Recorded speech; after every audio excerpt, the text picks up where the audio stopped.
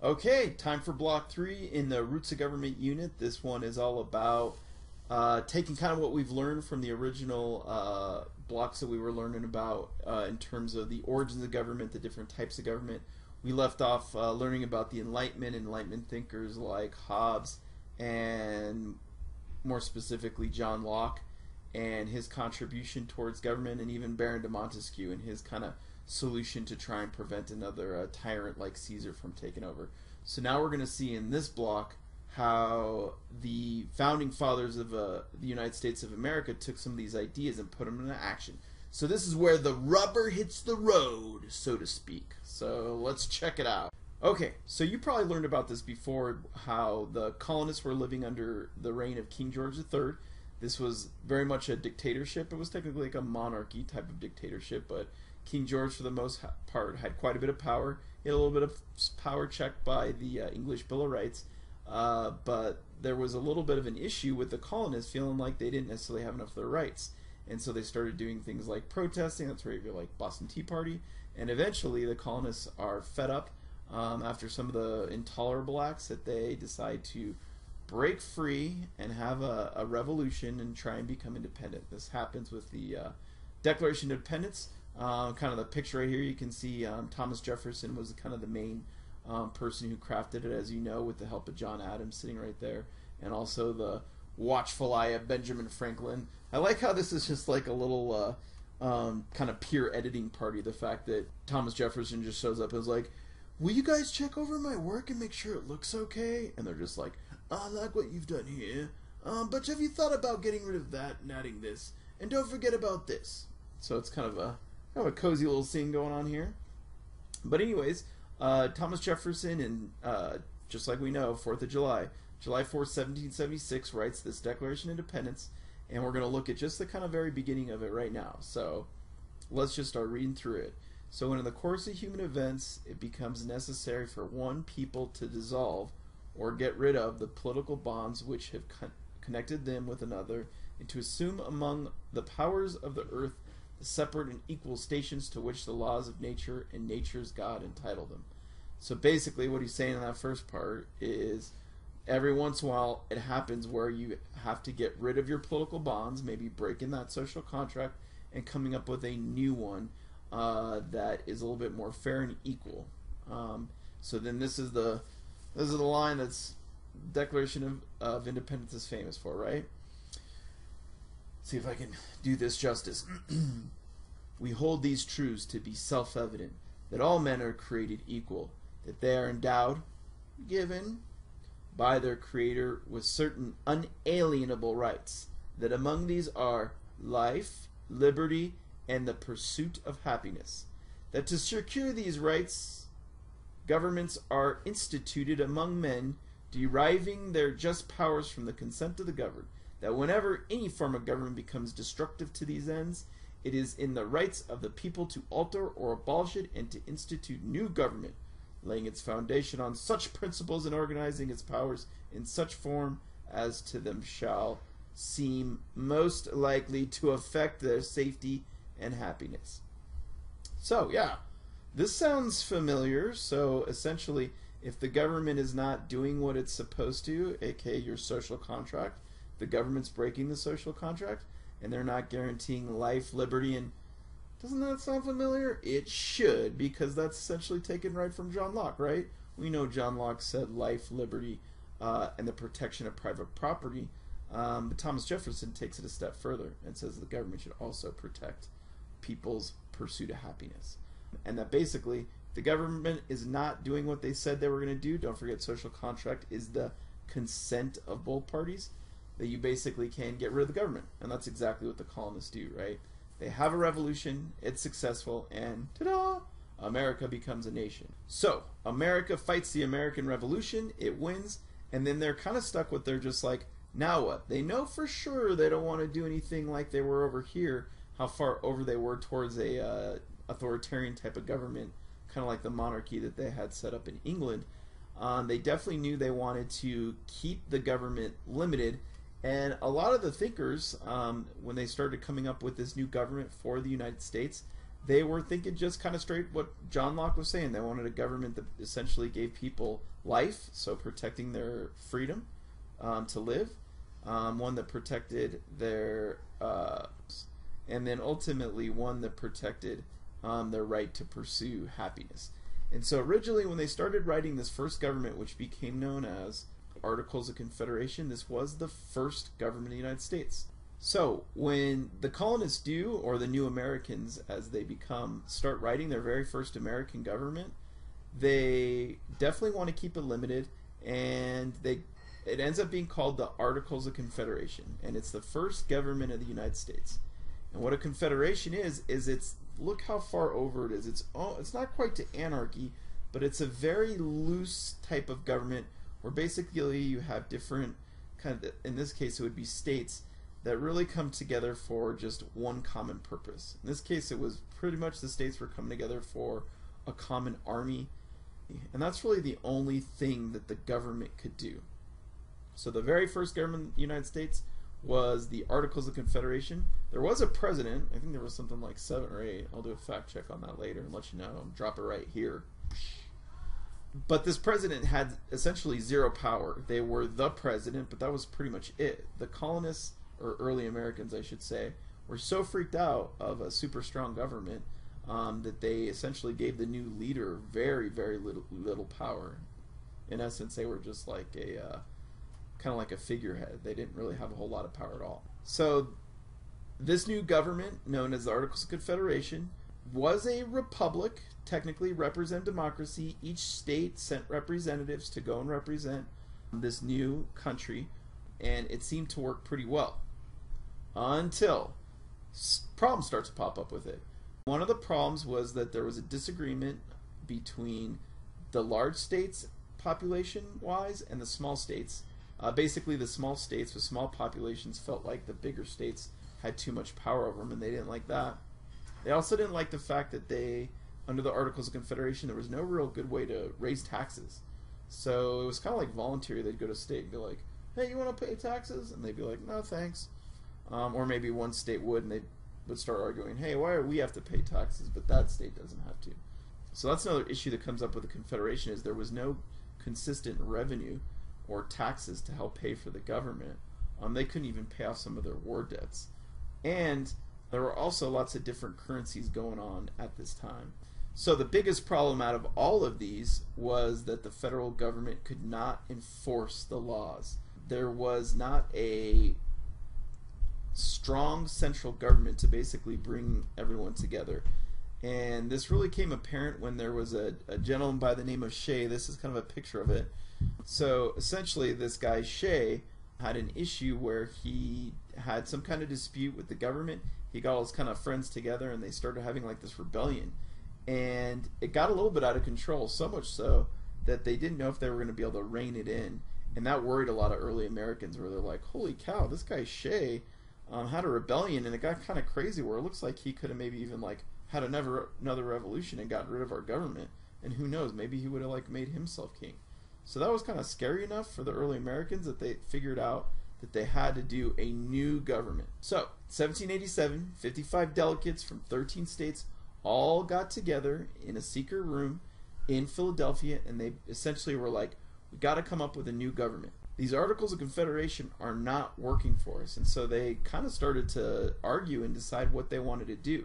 This is actually a photograph from that time. They picked George Washington as the main guy who would lead them. Everybody came as the representative or delegates from their states, and their whole goal was to write a new constitution or a new government. And so that's kind of what they did. Some of the major players, I said George Washington was the main guy. So George Washington was kind of leader. And then I always think of Ben Franklin almost like Yoda. So picture him just like, new government you want? Tyranny you'd like to prevent. My Yoda impersonation needs a little bit of work. But the bottom line is Ben Franklin is kind of the wise one in this convention. But then there's three guys who really start to emerge as the main players in terms of kind of some of the ideas behind the new Constitution and what they should do. Their names were Madison, Hamilton, and John Jay. There they are right there. And when they showed up, They essentially talked about this series of essays known as the Federalist Papers. So these guys come together and they create these series of articles called the Federalists. And what these Federalists are is basically Madison, Hamilton, and John Jay start doing a ton of research, going back and trying to figure out what are the best governments that have been. They're doing basically exactly what you're doing right now. They went all the way back to the oldest governments. They looked at ancient Greece and saw that they did a pure democracy. They saw what they did with ancient Rome and loved that. They also looked at the Enlightenment thinkers like John Locke, Rousseau, and Baron de Montesquieu again. And in addition, they looked at the English Bill of Rights. So they did their homework, they studied, and they essentially were just like, we need to do a better job of bringing all these ideas throughout history together. Let's take the best contributions of every government and put them into this new type of government. And pretty quickly they figured out that what they wanted to do was going to be a representative democracy, just like Rome, but they wanted to work in some of the ideas from John Locke, like individual rights, like life and liberty, which they expanded on with the English Bill of Rights. And that's essentially what the Constitutional Convention met about and what they focused on. And really two groups start to merge. So if we jump back to these 55 guys that are all in the room, and we know Washington's there, and we know that Alexander Hamilton and John Jay are there, and they're all kind of starting to debate and compromise and figure out what they want to do. The two groups emerge. You essentially have this first group, which is known as the Federalists. Alexander Hamilton, the guy on the $10 bill, is like the spokesperson for the Federalists. The Federalists are the group of all these representatives or delegates that get together, and they think that the people should have power in the United States. This new government should be the wealthy and the educated. He felt like power, or they felt like power should be focused at the national level, and that basically wealthy and educated people should rule. TJ down here, Thomas Jefferson, was kind of the flip. He was a member of what would eventually become the Anti-Federalists. They believed that it wasn't the wealthy and educated should have the most of the power.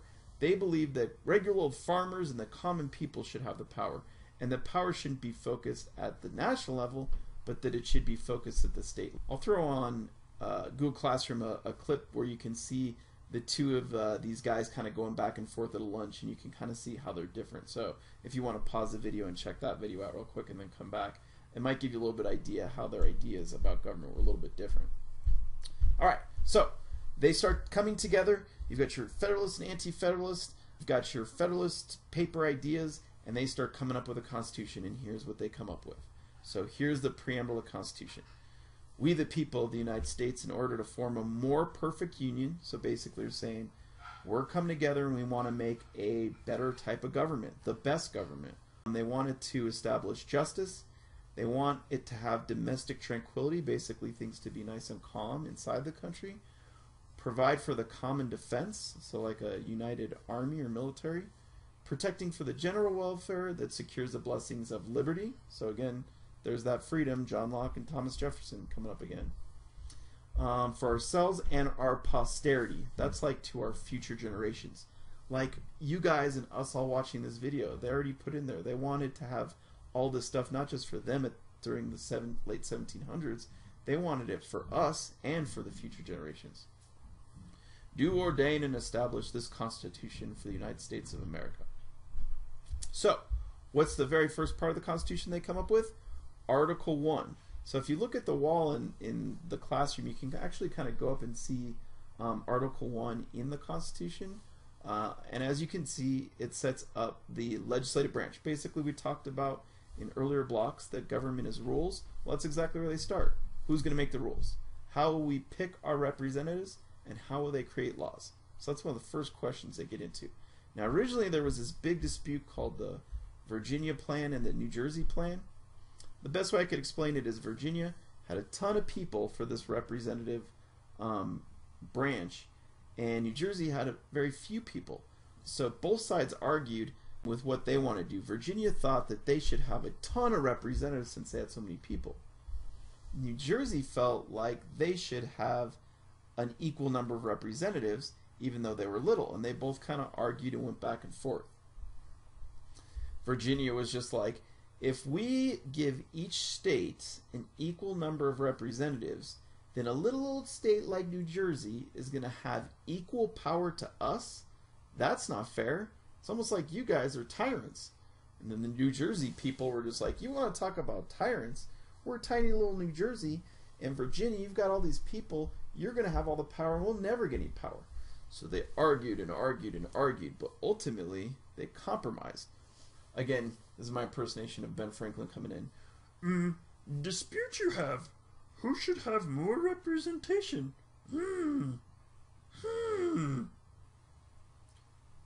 Why don't you do both?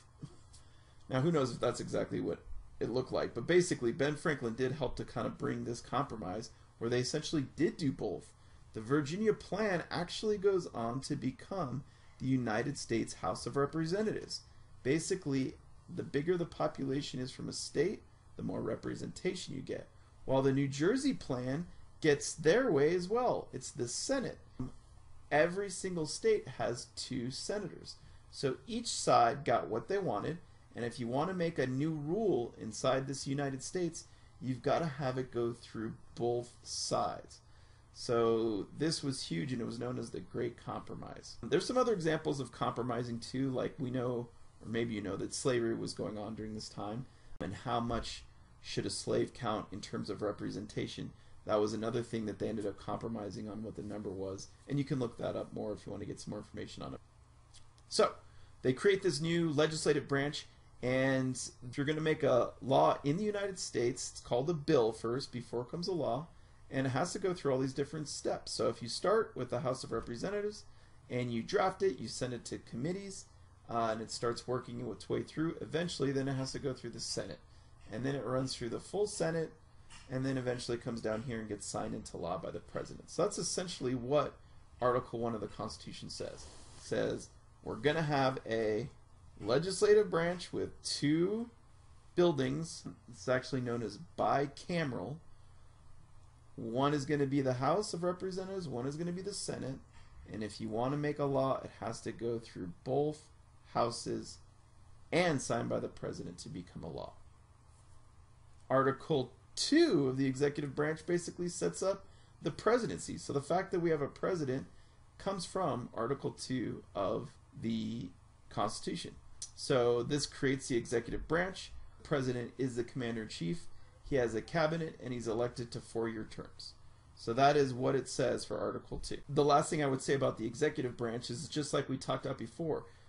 What do you have for government? You got to have rules, and then ultimately Article 2 sets up who's going to enforce the rules. And the person who enforces the rules are the president. Now, the president isn't single-handedly going to enforce all the laws. That would be impossible. So what the president has is a cabinet, including the United States military, that he is able to use as a team to enforce laws.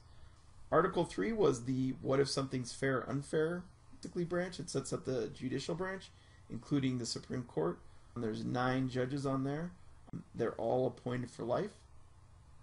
And Articles 4, 5, and 6 are next. So basically Article 4 sets up the fact that the national government would have to do jobs and that the state government would have kind of jobs or duties that they would have to do.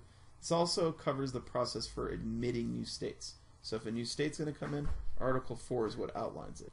So what Article 5 does is it sets up kind of the beauty of the Constitution. It says that you can change the Constitution if you need to, and these changes are known as amendments. It's not the easiest thing to do in the world. You have to get 2/3 of both houses to introduce it, and then 3/4 of state legislatures to approve it. So it's very complex to actually do a change, but it is possible to make a change if necessary. So Article 6 sets up the Constitution as the law of the land. So these, just like we talked about the rule of law on Hammurabi stone, all the way back in Block 1, the Constitution is the law of the land. It's in writing. Everybody can see it. And it is the law once it kicks in. And it also said that states would decide on issues that are not covered in the Constitution. So if there's any issue that comes up that's not related to the Constitution, states are supposed to deal with it, according to Article 6. So what the main 3 branches set up is exactly what Baron de Montesquieu was talking about. So if you look, this is executive branch, legislative branch, judicial branch. So the founding fathers basically were saying, we're going to have These branches have separate power to prevent a tyrant from taking control, and then each one is going to have its own power against the other one. And if you look, you can kind of read through and see what power each one has over the other one, and this is kind of what keeps them in balance. And we're going to talk about that much more in our next unit. But as long as you get that the founding fathers separated power to try and prevent a tyrant like Caesar taking over, that's kind of what the founding fathers specifically worked into the Constitution. And last but not least, Article 7 is the ratification, basically where everybody signs. So you can see everybody's putting their signatures right there, and that's when the Constitution becomes the law of the land. So that's pretty much it. You have this new government that took everything that it learned from all of history and essentially made what is arguably the best type of government that's ever been created. It's able to give people life, liberty, or freedom, and their ability to pursue happiness. It protects individual rights. It separates power to try and keep a tyrant from taking over, which it's been able to do for the last 200 some odd years. And it's created the wealthiest, most powerful nation that's ever existed. And not only that, is many nations, not just the United States, have copied this type of government, and it's led to huge breakthroughs in terms of people worldwide and getting better lifestyle. Pretty amazing, huh? Go America! Okay, bye.